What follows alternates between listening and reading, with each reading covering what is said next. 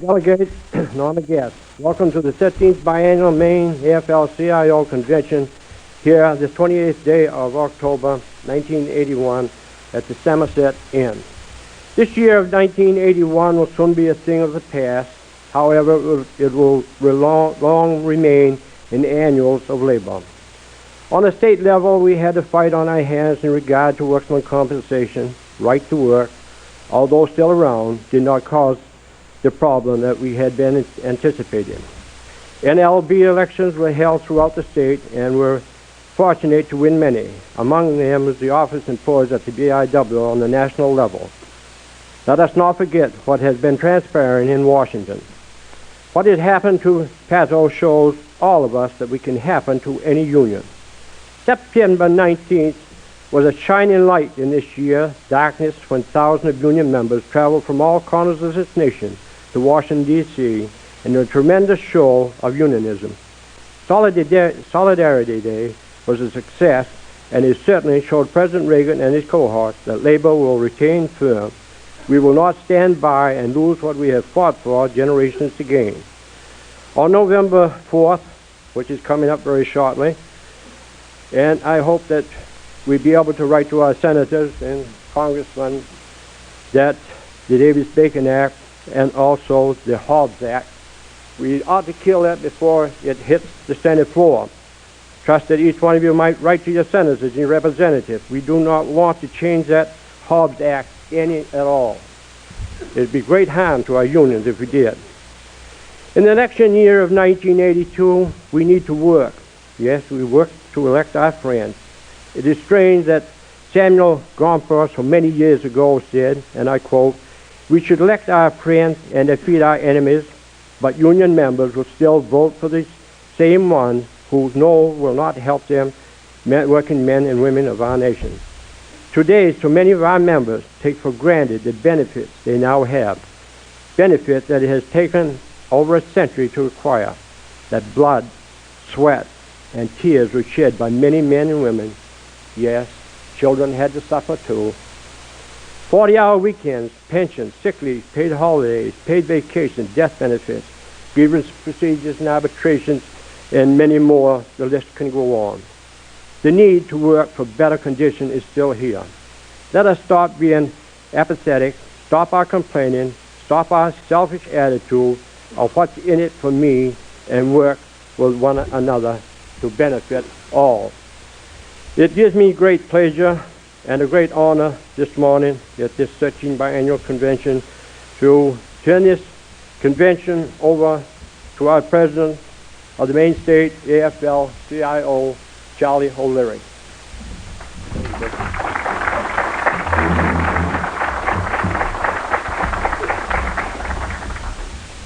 Thank you, Brother Hawes. I would just comment that over the years, Buster Hawes is president of the Tri-City Labor Council, which covers this area. Over the years, Buster Hawes has been a faithful, loyal, and determined trade unionist in the state of Maine. He recently retired from the Shipbuilders Local 6 in Bath, but he hasn't retired from his active involvement in the trade union movement. Thank you, Buster.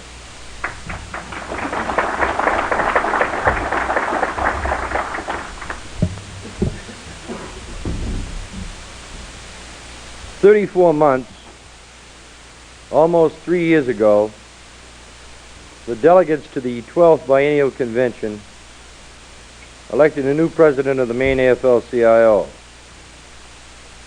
And as that president, I have the duty this morning to open the 13th Biennial Convention of the Maine AFL-CIO, and the responsibility to report to you on the progress made, the problems encountered, and to chart the course we must follow in the days and months ahead.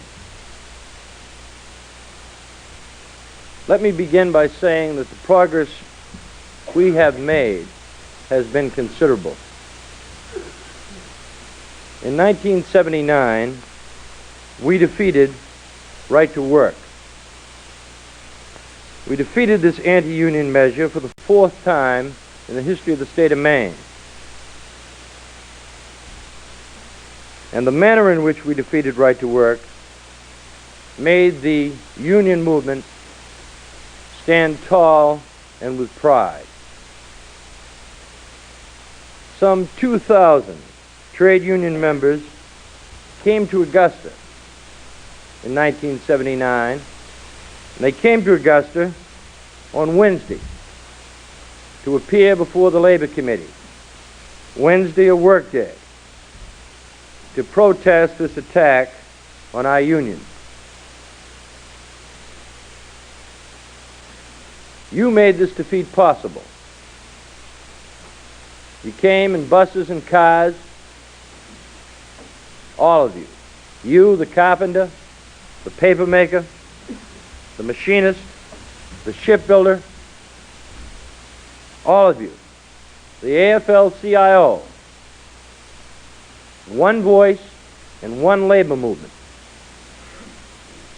Together. This defeat was achieved during the 109th session of the Maine State Legislature. And because of your concerted action, our job was easier during the 110th legislature, when we defeated right to work for the 5th time in the history of the state of Maine.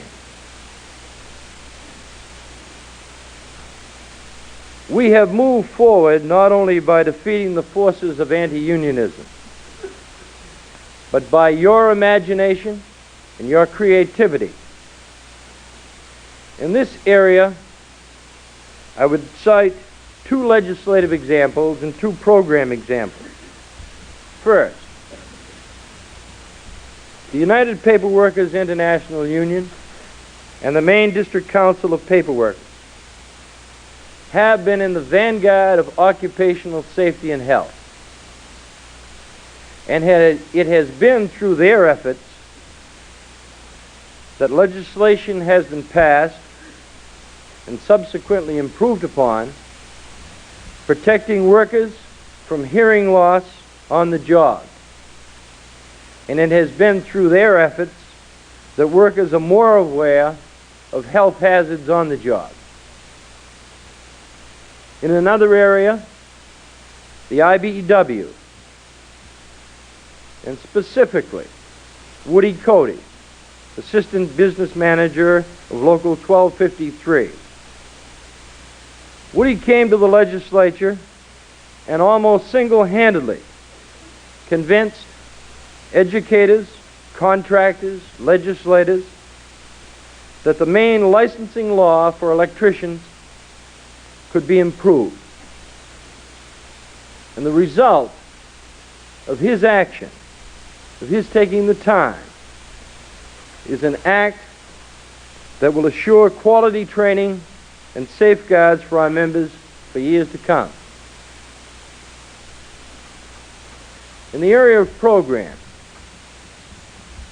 Arnold Ben Gross is a member of the United Paperworkers International Union.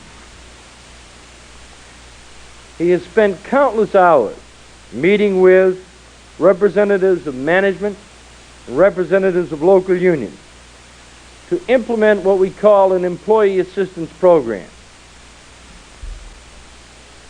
And these programs are so important, for they allow us to aid and assist our members who have alcohol or drug abuse problems before they are discharged. And let me cite 2 in the area of program. The work of AFL-CIO, the American Federation of State, County, Municipal Employees. AFL-CIO, in cooperation with the Maine AFL-CIO, has established the first apprenticeship program for mental health workers, a program that is training better workers and assuring delivery of competent care for the mentally retarded. This is an important program. Prior to this program being implemented at Pineland, a worker might come in as a new worker and not know whether he was going to, on that day, be involved with caring for the mentally retarded or washing cars. we have established an apprenticeship program for the first time that guarantees that that worker will get training, that he will have a progression and become a competent mental health worker. This is good employee practice, and it's good mental health care. These are a few examples, but they illustrate your creative unionism. Your creative unionism. They demonstrate to the people of Maine that you are as skilled in the public arena as you are at the bargaining table or in the workplace. During the past 34 months, together, we have ventured into some new areas. The Maine AFL-CIO and the Maine State Building Trades Council are co-sponsors of a project for elderly housing in Madawaska. And although this project, or this venture, has been a nightmare of bureaucratic bungling, and it has been fraught with difficulties, we will build that housing. And we will build it with union labor. We will build it with union labor for the first time that any housing in the state of Maine has been built with union labor in the entire history of the state. And this is an important accomplishment. Because when that housing is built in that northern community, it will stand as a monument to our continued concern as trade union members for the senior citizen. And let me say that the cooperation of the building trades in this project has been outstanding. And I thank them for their help. And as president of the Maine AFL-CIO, I would like to reaffirm my commitment to this gutsy segment of our trade union movement, that I will assist and aid them in any way that I can. Under the heading of progress, just let me comment on one more event that occurred last year. Last year we had two very serious labor strikes in the paper industry. One of these occurred in Rumford, Maine,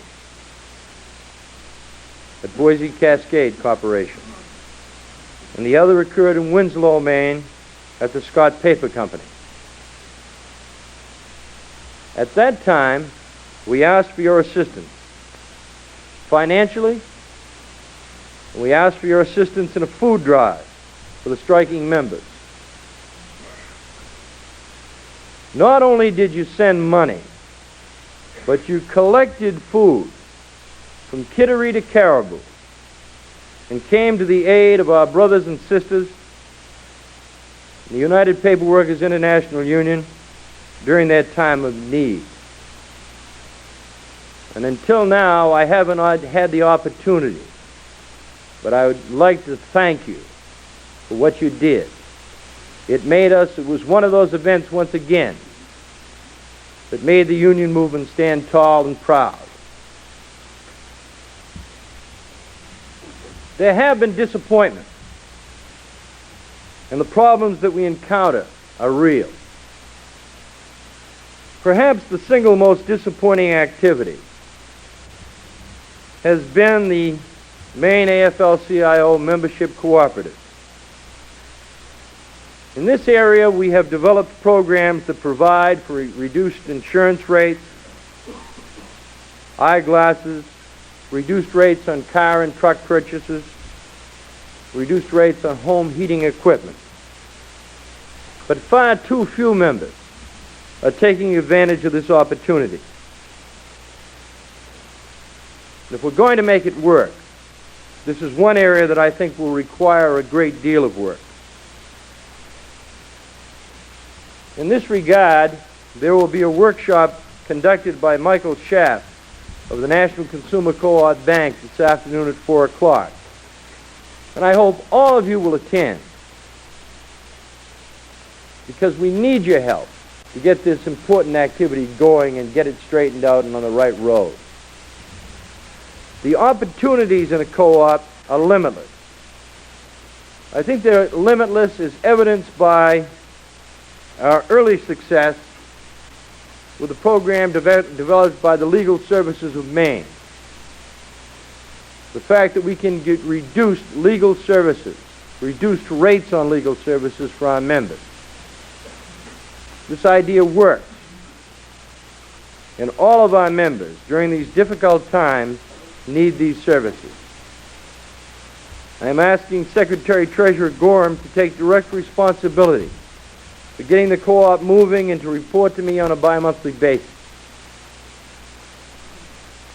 The growth of our organization over the last 34 months has been slow but steady. Although we lost many members of the United Food and Commercial Workers when the poultry industry collapsed, we still have over 60% of the AFL-CIO members paying dues to the state body. And this is well above the national average. We have put the state body on a yearly budget. We have watched our costs closely. We have tightened our belt. And because of this, we will not be asking the membership for a per capita increase at this convention.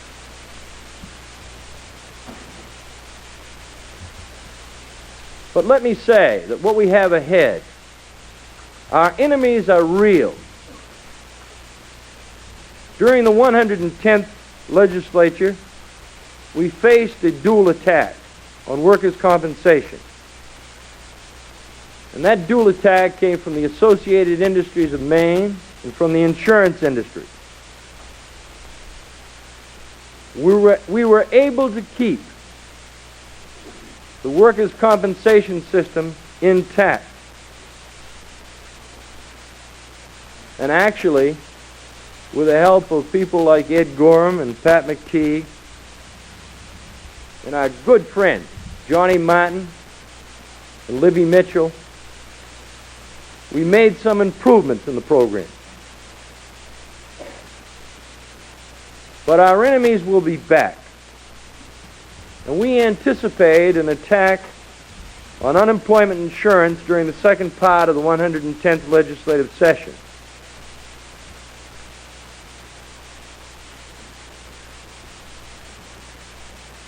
But let me say something now about the Reagan administration. The Reagan administration's attack on working people is pervasive. It affects every segment of your lives.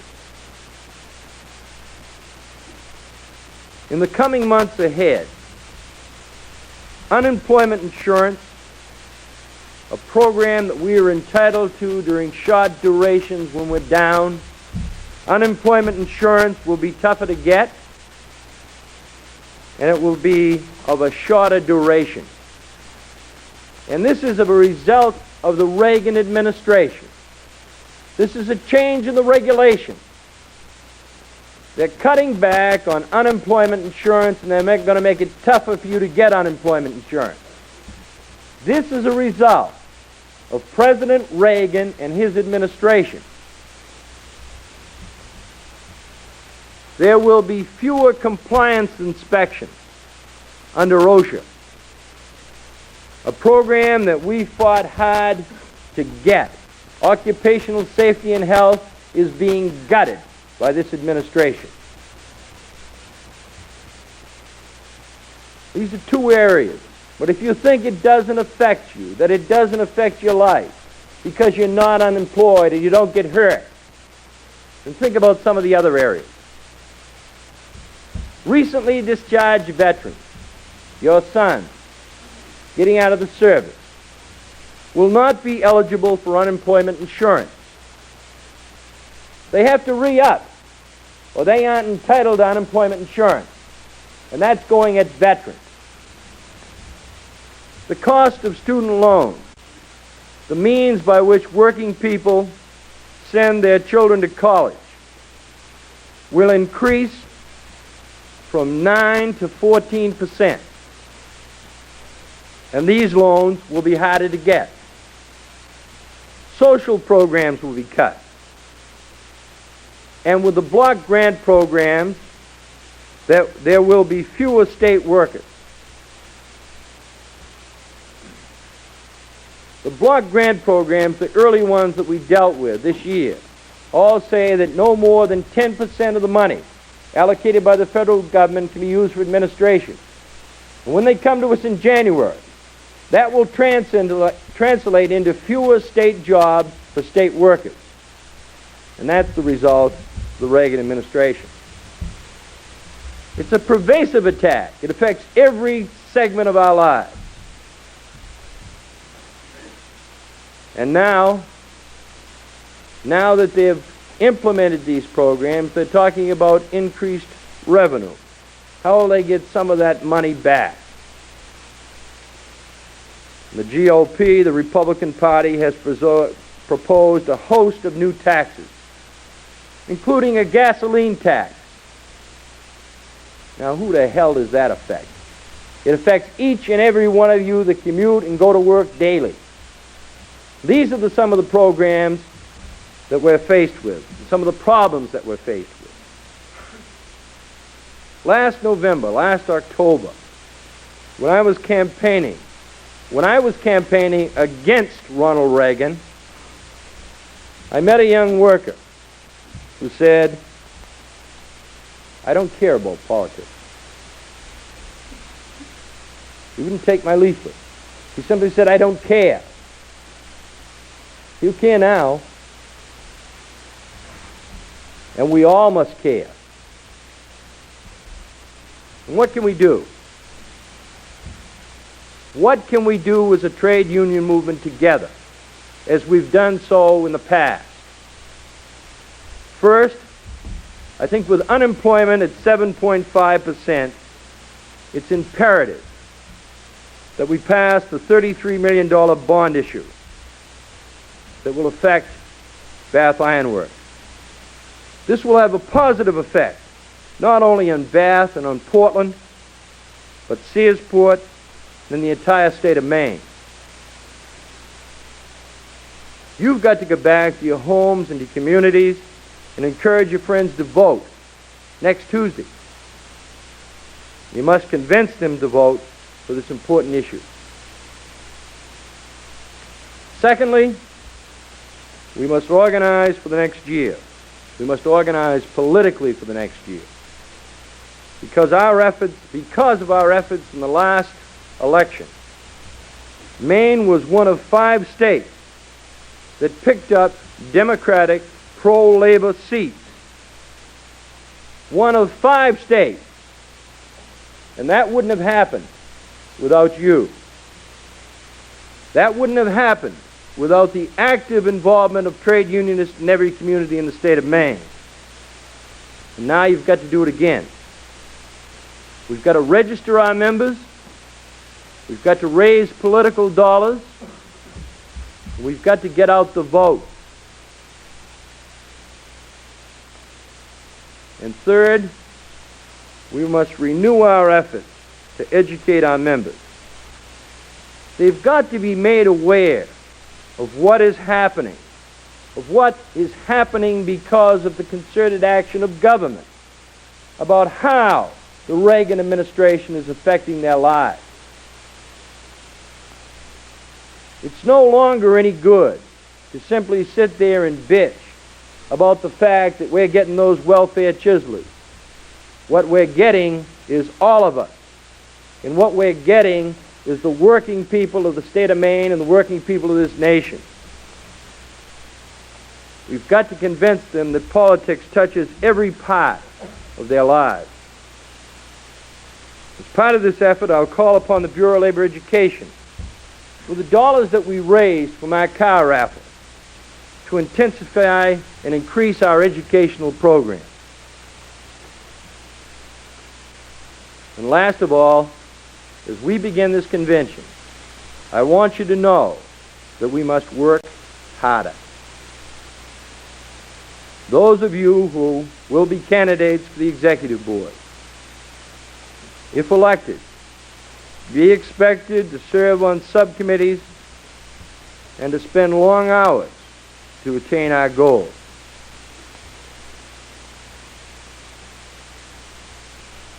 Almost 3 years ago, you elected me president of the Maine AFL-CIO.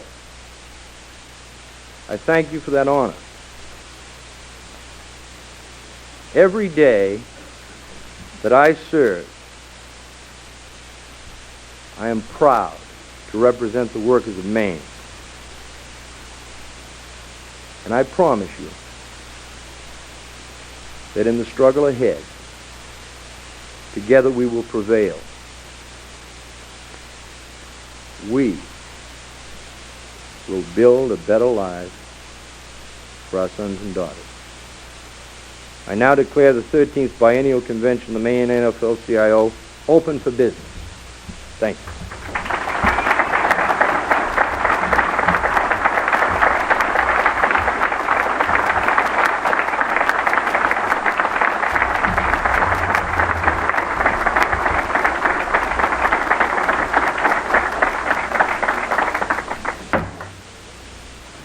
Secretary Gorham, at this time, will give the Treasurer's report. Ed?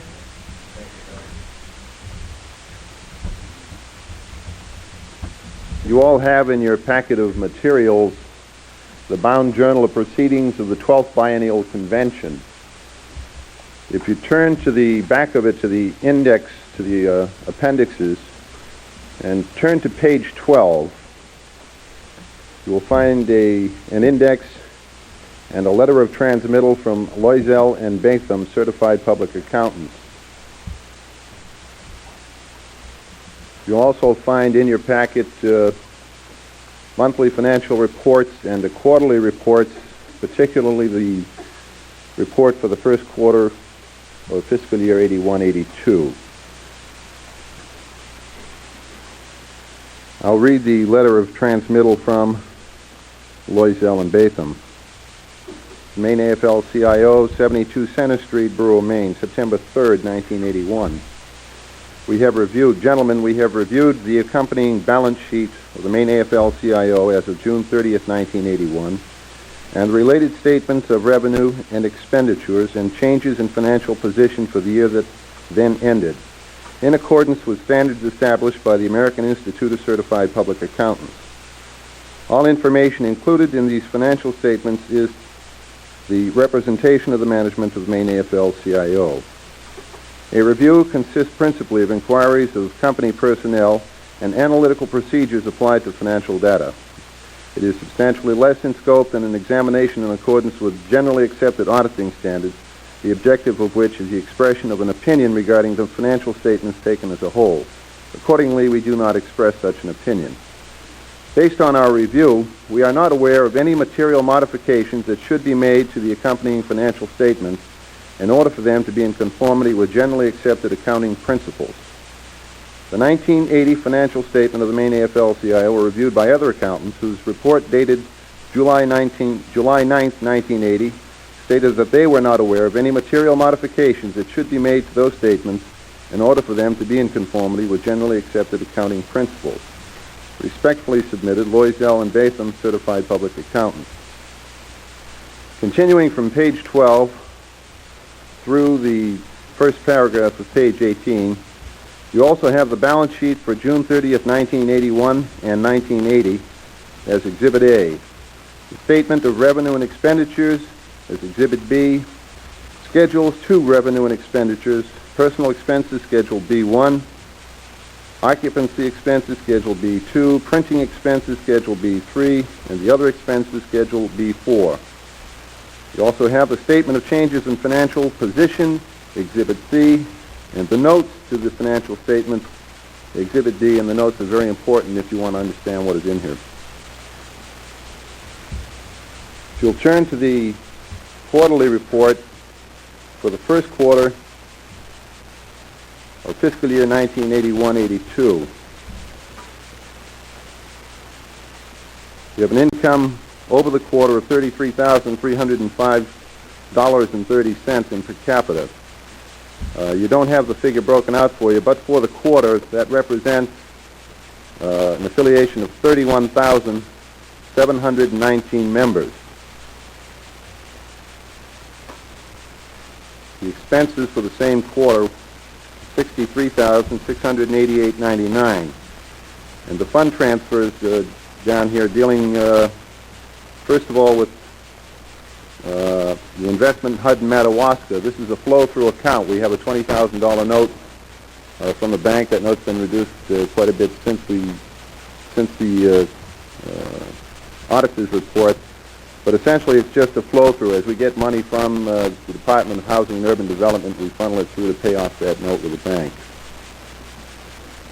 And the cash-in-bank convention that you see there, $28.79, has gone up since then, but we've taken $1,500 out of that to pay preliminary expenses for the convention, so that we have, in addition, if you look to the September 30th, 1981 monthly financial report, you'll see that we end up the month with a checkbook balance of $3,089.22.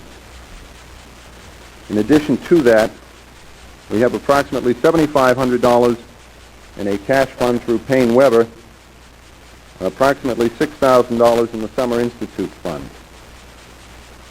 And at this moment, about $2,000, I suspect it's more since registrations have been coming in this morning, about $2,000 in the convention fund. If anybody has any questions on the specifics of any of the different schedules or the items therein, I'd be happy to answer them. If you want, I'll start at the beginning and we'll read through every line of count.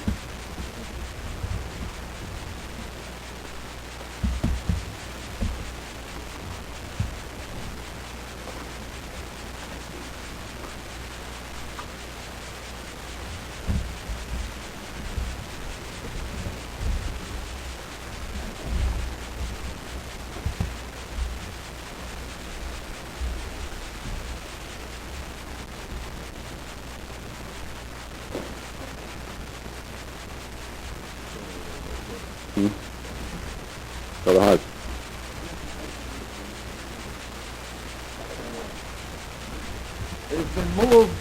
It has been moved by Brother Hawes and seconded by Brother Raymond that we accept the Treasurer's report as read. Is there any further discussion? All those in favor signify by saying aye. Aye. Opposed? Motion carried. At this time, I'd ask Brother Gorham if he would announce the committees for the 1981 convention. Brother Gorham? The committees selected from the delegates who have registered or pre-registered and chosen by President O'Leary are the following.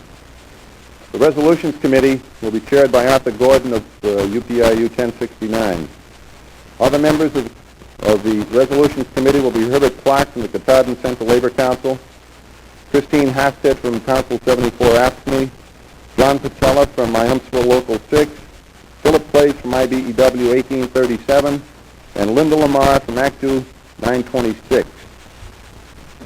The Constitution Committee will be chaired by Raymond Hinckley of UPIU Local 57. Other members of the committee are George Netto, IBEW 2327, Charlie Sherburne, Council 74 AFSCME, Jim Harrington, Ionsville Local 6, Larry Buffington from the Carpenters and Joiners Local 320, and Russell Webb from the Tri-City Central Labor Council. The Rules Committee will be chaired by Woodrow Cody of IBEW Local 1253. Other members of the committee will be John O'Brien from the Portsmouth Metal Trades Council, John McCurdy from Council 74 AFSCME, Gwendolyn Gatcomb, UPIU Local 1235, and Walt Wheeler from Machinist 836. Credentials Committee will be chaired by Ed Gorham. Other members of the committee are Frank Duffy, IBEW 2327, Delance White, UPIU 14, Richard Grand Mason, Sheet Metal Workers 545, and Walter Raymond from Laborers International Union of North America, Local 327. The Elections Committee will be chaired by Ted Kimball from Brick Masons Local 7, Ned Welch. Other members of the committee: Ed Welch from IDEW 567, Neil Hapworth from the Building Trades Council, Gene Stevens from Act 2 Local 667, and William Carver from UPIU 1069. Union Label Committee will be chaired by Bruce King. Other members of the committee are Gail Halfpenny from the Portland Central Labor Committee, Michael Holt from ILG Local 533, Roger Parks from IUMSL Local 6, Irma House from UPIU 454, and Kevin Seidel from the Food and Beverage Trade.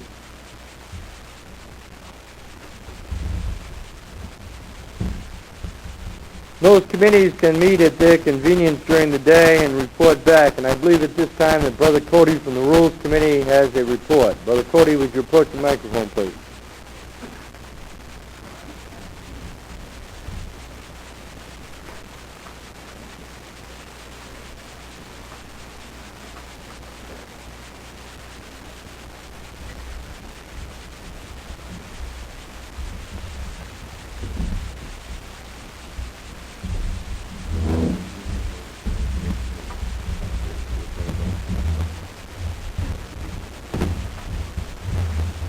The Rules Committee met this morning and decided to go over and use the same convention rules that we have in the past years. I'll go over them now. Rule 1, the convention shall be called to order at 10 a.m. on the first day and 9 a.m. on subsequent days of the convention.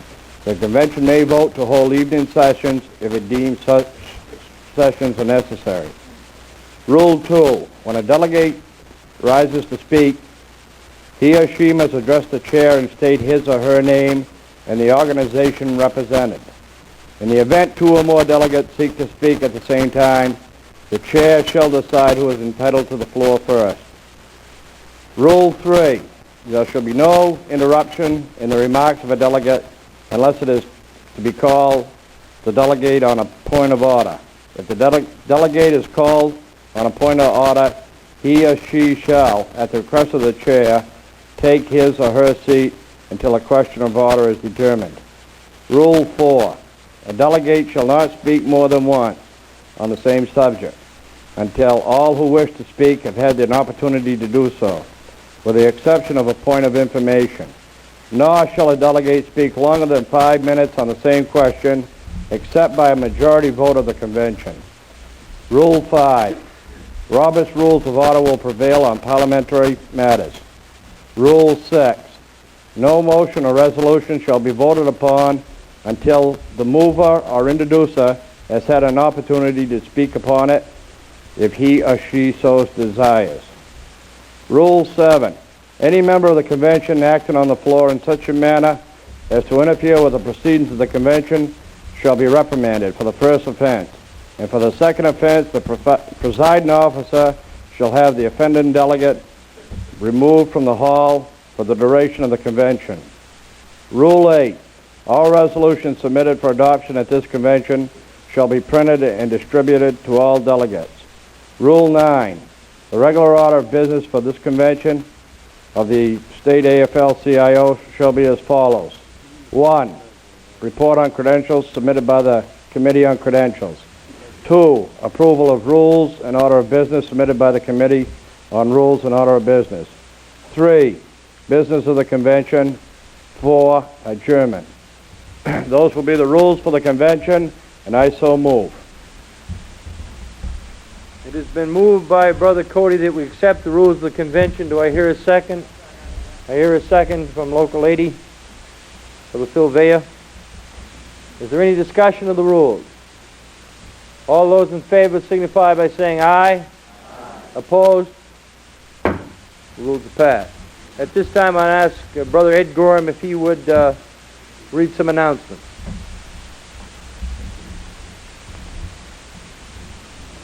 The first announcement is that Brother O'Leary has appointed Fred Hayes of Boilermakers Local 29 and Dwayne Lugden of Local 80 UPIU Old Town to serve as sergeants at arms for the remainder of the convention. I notice in the back of the hall, near the door, we have a guest here today, the gentle lady from Waterville, State Representative Judy Caney, who is a candidate for Congress in the Democratic Party primary in the 1st District. Judy? Pleased to have you with us.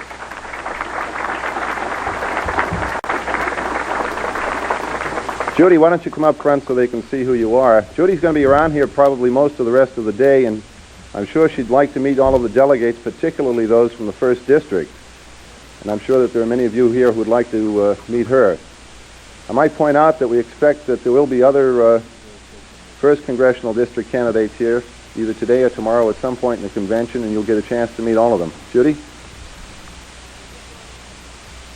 I wanted to say how impressed I was with Charlie's opening comments, and he really is a true leader, and you're lucky to have him now because you really need him.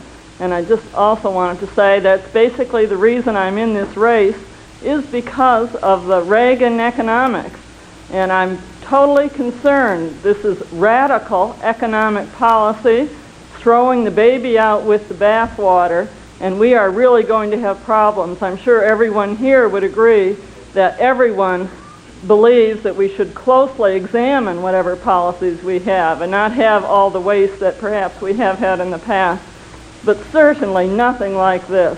And you're lucky to have excellent leadership, and personally I've been very proud to always have been endorsed by the AFL-CIO in legislative races, and even though in the last 2 terms have represented basically a management constituency in Waterville, I've supported the unions, and I'm mighty proud of it. So I'm glad to be here, and I hope to meet with you individually today, and thanks very much.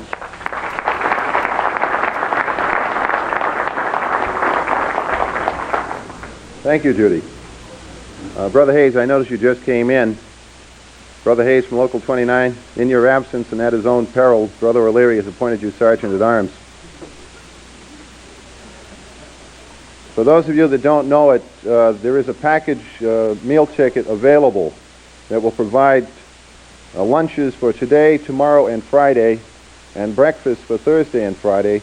You can buy those at the registration desk, hopefully sometime soon before the first lunch is served, so we can get a count on just how many of those tickets we're going to need. Workshops this afternoon between 2 and 4. I think Charlie has already announced those. All right, the political action workshop will be held here in the convention hall. The lobbying workshop will be held in the Windjammer room. The leadership workshop will be held in the breakwater room. All of these to run from 2 to 4. If any of you still have raffle tickets for the automobile raffle for the Worker Education Fund, the drawing will be sometime this evening, so get those tickets in and hustle up all you can between now and then. Here's an important announcement. There'll be an IBEW caucus in the Windjammer room at 4 o'clock.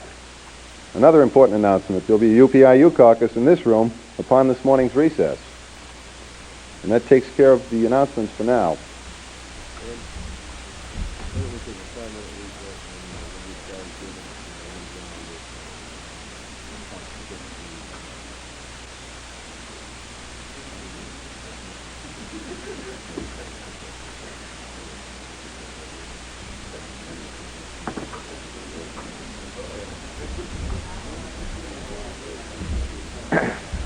I would inform the chair of the resolutions and constitutional committees that they can pick up the amendments to the resolutions and to the constitutional amendments from the secretary at their pleasure, and they can get to work.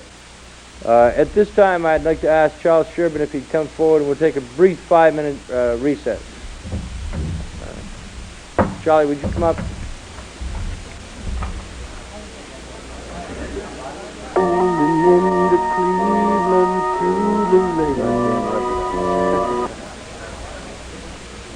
Just like they heard me, right?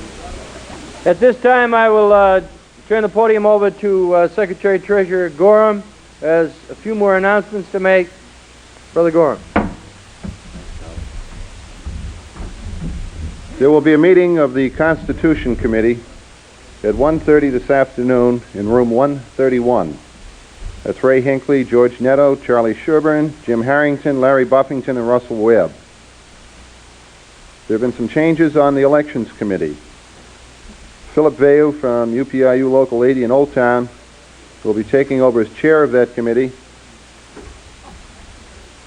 And we are adding to that committee Tony Carey from Local 6, and Charlie Gom from Laborers Local 1377. We'd like to recognize a couple of people that are here with us today. The Director of the AFL-CIO New England Region, John O'Malley. John, if you're here, would you please stand up?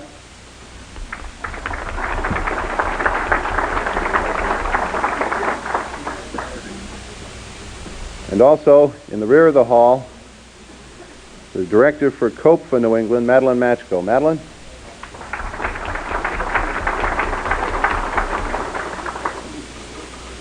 And there's another fellow sitting directly in front of Madeline from the Occupational Safety and Health Administration, if any of you have any questions. Brother Ed Egan.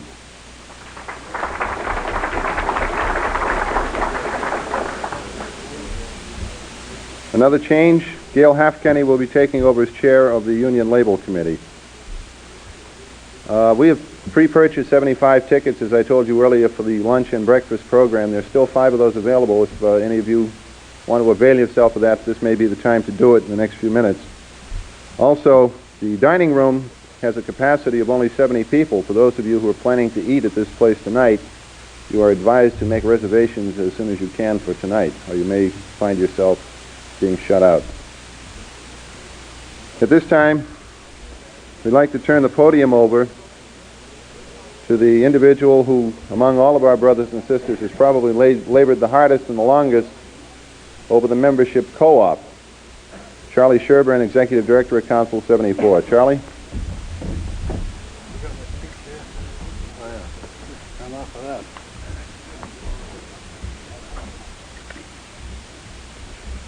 Brothers and sisters, as you know, the last year and a half we've been trying to establish a membership co-op. And it gets kind of frustrating at times. One of the problems, the questions that we seem to run into is which comes first, the chicken or the egg? I know I'm beginning to sound like the proverbial broken record on the co-op issue. That I can't help. The time has come when we've got to, pardon the expression, I know of no clearer way to put it, we've got the shit to get off the pot. Fish or cut bait. Put it any way you want to. We have people who have invested money in the co-op and bought shares. In fact, some of them have bought their limit of 5 shares already, trying to get this off the ground. It took 400 members buying shares to take and release the money from the escrow account in the bank. 400 shares out of a possible 30,000 members in the Maine AFL-CIO, affiliated with this union. To date, we haven't been able to sell those 400 shares. The money is in escrow. We have a printer who done $4,000 worth of printing for us, turning up the prospectuses, the shares and everything, and he hasn't been paid. He isn't pressing us. But at the same time, I'm not about to ask him to do any more printing either.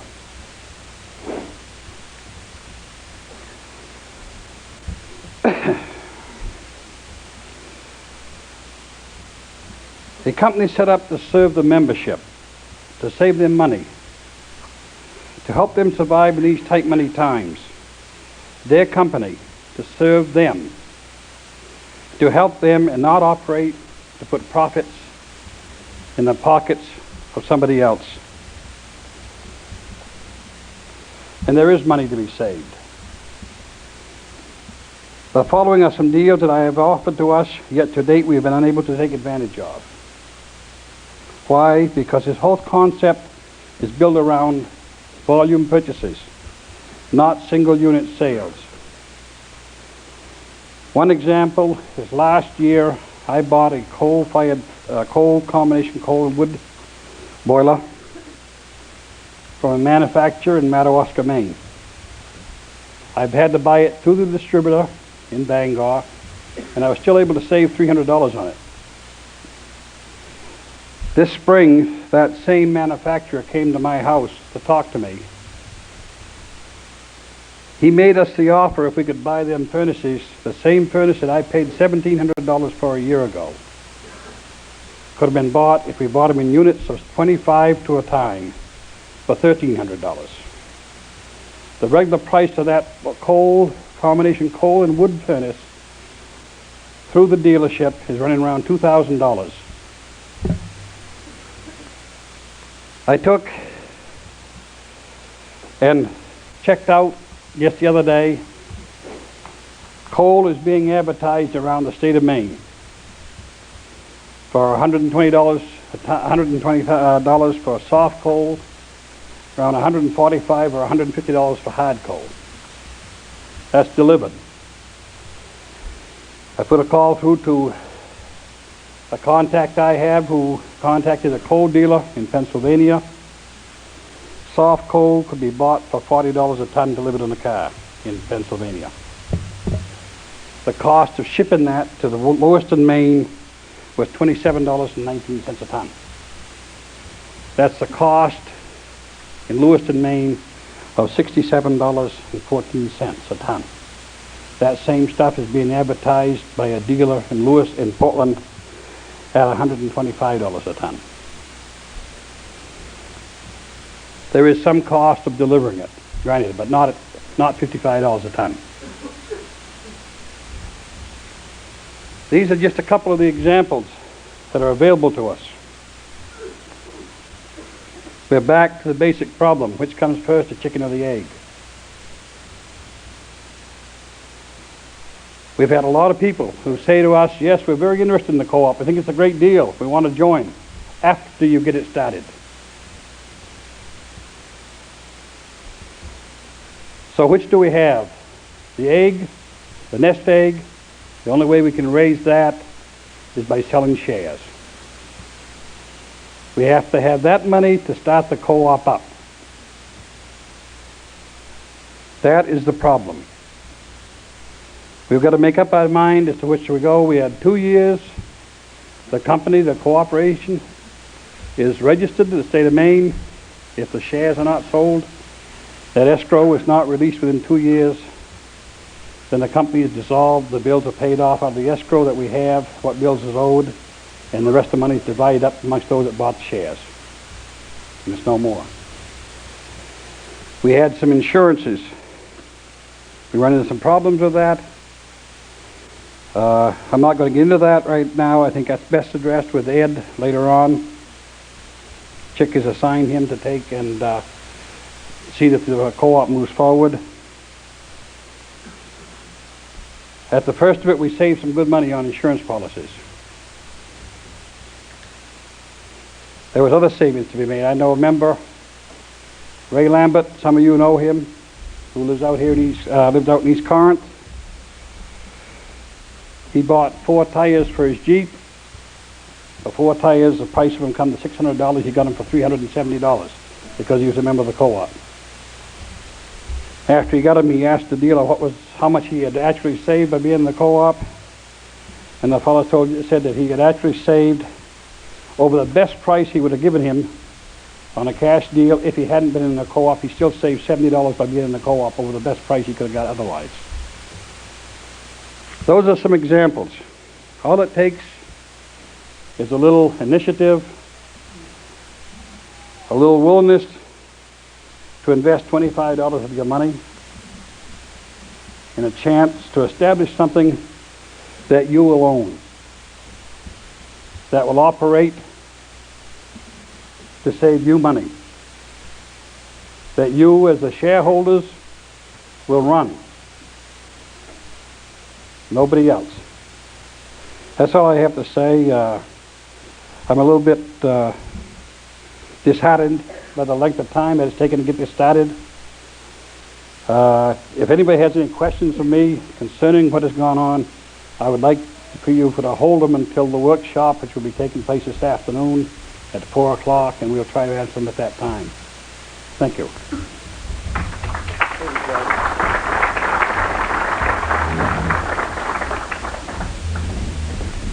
Thank you, Charlie. I would like to remind young brother Matthew Gorham that babysitting is available from brother Buster Hawes should he require that. Buster has volunteered for that service. Young brother Gorham is the youngest apprentice in the Boilermakers Union, I think.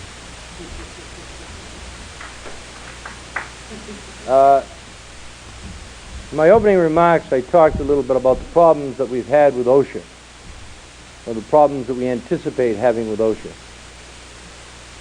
Let me simply say at this time that what has happened with occupational safety and health in the state of Maine, I indicated in my opening remarks, largely led by the Maine District Council and the Paperworkers International Union. They've done a tremendous job on raising our concern with occupational safety and health. But we owe a special debt of thanks to Ed Egan from OSHA, member of IBEW. We also owe a special debt of thanks to Susan Accardi-Levitt, who is the coordinator for the Maine Labor Group on Health, and to Kathleen Kaler, who runs the New Directions program for the University of Maine. All of these people have gone to your local union and have told you about some of the problems of health hazards on the job, and those problems and how we can deal with them. But also, they have done a tremendous job in educating our members as to occupational safety and health. And I'd like to thank them publicly at this time, and also at this time I would ask if John Hanson would show us a brief film on OSHA and what it's doing, what has been done in the workplace. John, do you or Bill want to make any introductory remarks as far as this film is concerned? John Hanson, Director of the Bureau of Labor Education at the University of Maine. John? Thank you very much. We do have a film that we want to show you, as Charlie has indicated. Just want to briefly mention that this film has been banned in Washington. In fact, this film has been banned in the United States. Let me explain what I mean by that. During the Carter administration, a woman by the name of Eula Bingham headed up the Occupational Safety and Health Administration within the U.S. Department of Labor. It was through her efforts and the efforts of the other people working with Dr. Bingham that provided the New Directions thrust that set funds up, set programs up to develop a whole range of educational programs on the entire scope of occupational safety and health. As part of that thrust and direction, several films on occupational safety and health issues were developed during Dr. Bingham's administration. When the Reagan administration was elected, of course, they put in their own people into the Department of Labor. And one of the first things that happened was that the new head of the Occupational Safety and Health Administration reviewed some of the materials that had been developed, some of the materials that you've seen, you've used, including these films, and they immediately ordered that the films were to be not shown by any regional office of the United States Department of Labor.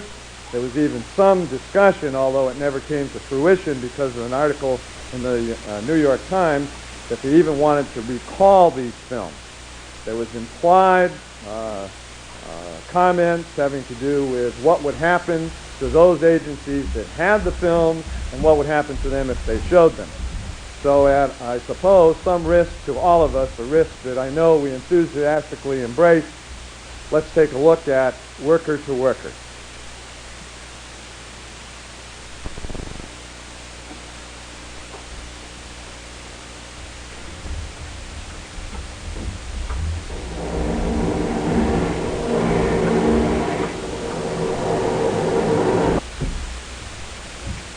Phil Vea, would you stand up a minute, please? Phil is chairing the Elections Committee, and at the adjournment of this session, I'd like those members of the Elections Committee, if they would simply come out and meet with Phil at this table, that'd be fine. The convention will reconvene at 1:30. At that time, we will have referrals of resolutions and constitutional amendments to committee. At this time, the convention is in recess until 1:30. Will be in the convention hall, lobbying will be in the Windjammer room, and leadership will be in the breakwater room. The co-op workshop from 4 to 5 will be here in the convention hall. If any of you have any tickets for the car raffle that have not been turned in, I would ask you to do that this afternoon. Just turn them into the office upstairs that the staff, the AFL-CIO, is running. At this time, I would ask the Secretary-Treasurer to come forward, and we will deal with the referral of constitutional amendments and resolutions. Meeting will come to order. Thank you, Charlie. One other announcement. There will be an Ask Me caucus in room 108 at 3:30. Constitutional Amendment Number 1, Article 1. Present language, name. This organization shall be known as the Maine AFL-CIO. Headquarters for this organization shall be maintained in the city of Brewer and/or such place as the Executive Board may designate. The fiscal year of this organization shall be January 1 to December 31st. Proposed language. Delete the last sentence from Article 1 and add the following section to Article 11, Revenue, Section 5. This organization will operate on the basis of a July 1 to June 30th fiscal year. Rationale, the present fiscal year of the Maine AFL-CIO is July to June.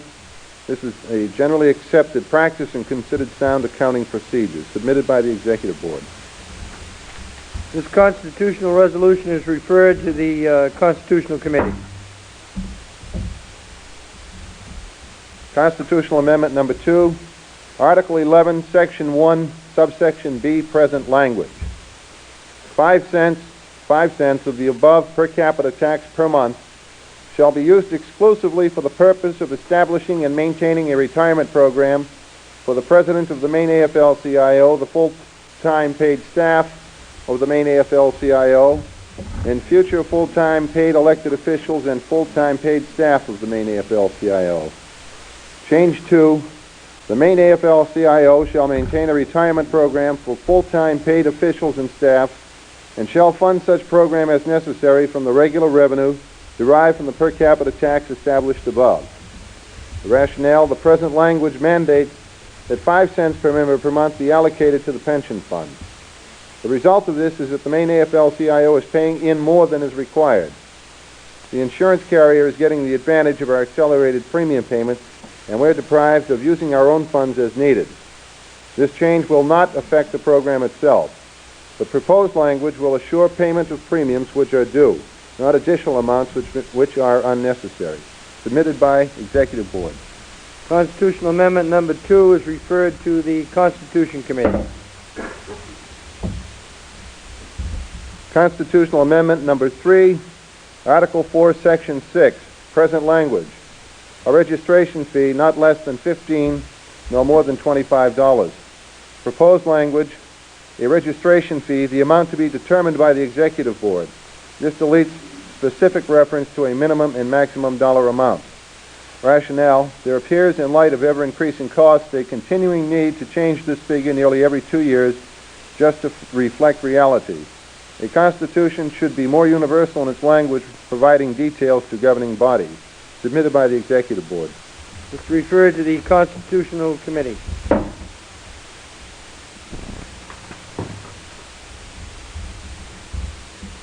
Constitutional Amendment Number 4. Article 8, Section 2 now reads, for this service, he/she shall receive a salary of $26,000 per annum and his/her regular week's salary for 30 calendar days following the election of his or her successor, plus necessary expenses to be set by the Executive Board. Proposed change, add the following sentence to Section 2. The Executive Board may grant the President annual cost of living increases based on increases in the Consumer Price Index. Rationale, between July 1980 and the last time that the salary of the President was increased and August 1981, the Consumer Price Index increased 12%. As the Constitution now reads, there is no way that the President's salary can be adjusted except by a convention.